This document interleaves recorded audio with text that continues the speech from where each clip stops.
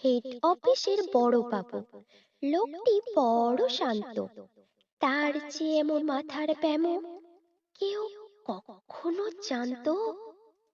দিব্যি ছিলেন খোশ মেজাজি, চেয়ারখানি চেপে একলা বসে ঝিমঝিমিয়ে হঠাৎ গেলেন খেপে। আঁতকে উঠে হাত পা ছুঁড়ে চোখটি করে গোল, হঠাৎ বলেন, গেলুম গেলুম, আমায় ধরে তোল।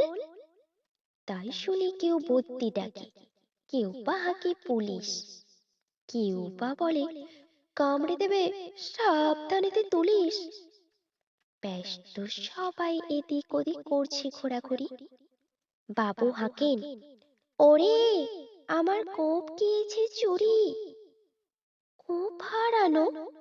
আজব কথা, তাও কি হয় সত্যি?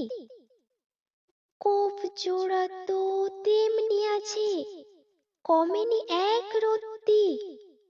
সবাই তারি বুঝিয়ে বলে, সামনে ধরে আয়না, মোটেও গোপ হয়নি চুরি, কখনো তা হয় না। রেগে আগুন তেলে বেগুন তেড়ে বলেন তিনি, কারো কথার ধার ধারিনি, সব ব্যাটাকেই চিনি। নোংরা ছাঁটা খ্যাংরা ছাঁটা, বিচ্ছিরি আর ময়লা, এমন গোপ তো রাখতো জানি শ্যামবাবুদের গয়লা।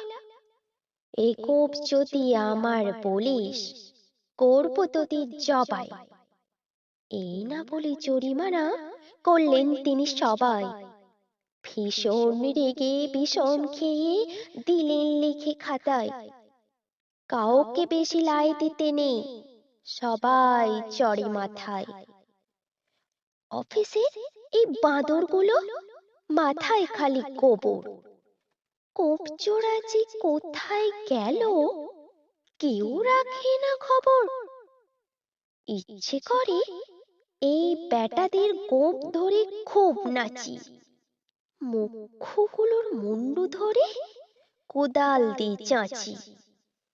কোপকে বলে তোমার আমার, কোপ কে কারো কেনা, কোফের আমি, কোফের তুমি, তাই দিয়ে যাই চেনা।